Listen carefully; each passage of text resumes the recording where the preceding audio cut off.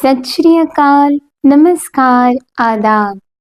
मैं गुरप्रीत कौर आप सभी का तहे दिल से स्वागत करती हूँ इस 18 दिन की सीरीज में, जिसमें हम हिंद की चादर 9वें गुरु तन तन गुरु तेग बहादुर जी महाराज जी की जीवन, इतिहास, उनके महान त्याग और बलिदान को जानने की, समझने की और महसूस करने की कोशिश करेंगे।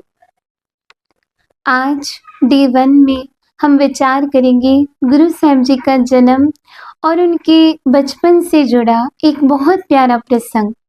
गुरु जी का जन्म 1 अप्रैल सन 1621 में सिखों के छठे गुरु गुरु हरगोबिंद साहिब जी और माता नानकी जी के घर अमृतसर शहर में हुआ, जहाँ पे आज गुरुद्वारा गुरु के महल सुशोभित हैं, जहाँ आज भी कई संगतें दर्शन करके, सेवा करके निहाल होती हैं। गुरु जी आपस में 5 भाई और 1 बहन, जिसमें गुरु जी सबसे छोटे भाई थे। गुरु जी का बचपन का नाम त्यागमल। बचपन से ही आपका स्वभाव बहुत शांति, नम्रता, त्याग, वीरता और निर्भयता से भरा हुआ था। गुरुजी ने बचपन में विद्या के साथ साथ शस्त्र विद्या और घुड़सवारी की विद्या भी सीखी। इतिहास में एक बहुत प्यारा प्रसंग आता है कि जब गुरु तेग बहादुर जी महाराज, इनके बड़े भाई गुरदित्ता जी की शादी की बारात निकली थी, तो उसमें गुरु तेग बहादुर जी, जिनकी उम्र उस समय केवल 4 वर्ष की थी, तो बारात में जहाँ पे एक तरफ सारे खुशी मना रहे थे, खुशी का माहौल था, तो दूसरी तरफ गुरु तेग बहादुर जी महाराज की जो नज़र है वो एक छोटे बालक पे जाती है, जो दिखने में बहुत गरीब और निर्वस्त्र था। तो गुरुजी ने उस बालक से पूछा कि आप इतनी ठंड के समय में ऐसे निर्वस्त्र क्यों खड़े हैं?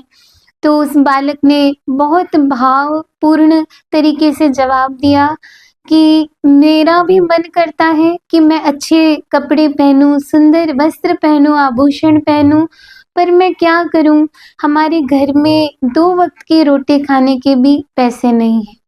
तो गुरुजी ने उस बच्चे की वो हालत देखकर 4 वर्ष की आयु में इतना करुणामय उनका हृदय, उन्होंने अपने सारे वस्त्र उतार के उस छोटे बालक को पहना दिए और आप निर्वस्त्र रहे।